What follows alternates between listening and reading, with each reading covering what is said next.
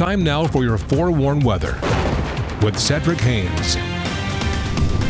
All right, let's get another check of that forecast. Cedric, how we looking? Yeah, looking pretty good out there. A lot of sunshine. And speaking of sunshine, of course, the sunshine is going to be with us a little longer in the coming days. So let's talk about the daylight saving time that we are beginning out there for us. Of course, this weekend, you may have noticed on Saturday, the sunset was at 6:27 in the evening time, but today the sunset's going to be at 7:28. You probably already noticed this yesterday, as of course we had that sun sticking around a lot longer. Now the sunset, by the time we get towards the end of the month, will be around 7:51, and yes, as we get towards April, that's when we start to see those sunsets after 8 o'clock in the evening. So moving towards those 9 p.m. plus sunsets as we get into the summertime.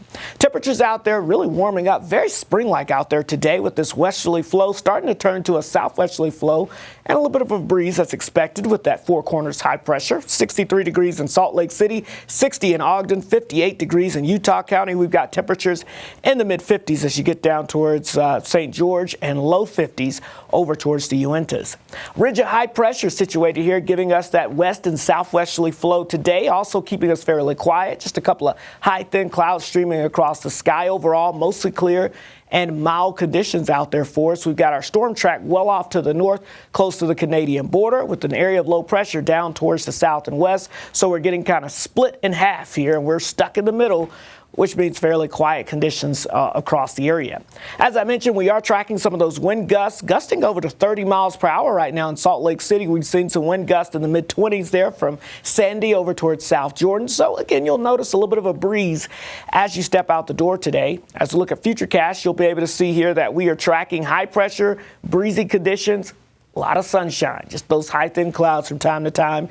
But a front comes through tonight into tomorrow, and that will bring us a northerly flow across northern Utah. So what that means is we're going to see a decent cool down, I guess you could say here. You'll notice it as we go throughout northern Utah, but any precipitation will stay to the north, and you stay with the fairly mild conditions across central and southern Utah. But don't worry, because after we get towards Wednesday and beyond, that warm front lifts to the north, and we get back to a warm flow of air moving across the area.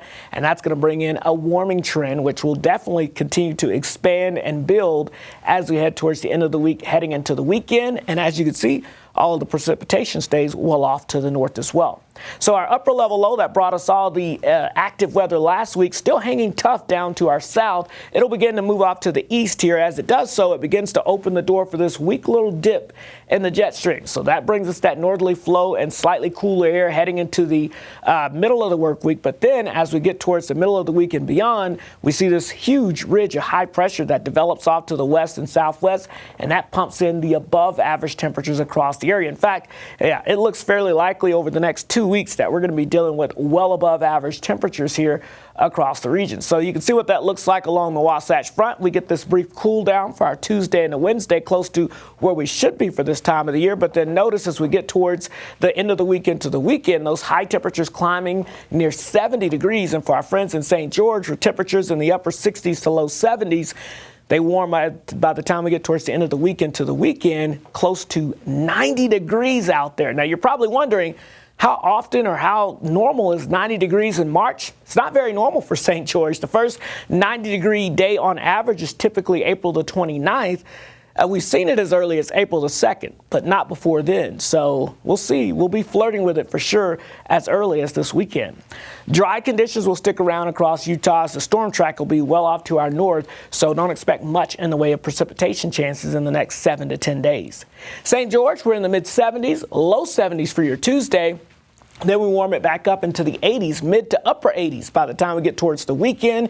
Your holiday weekend looks very warm as we chase the 90-degree mark.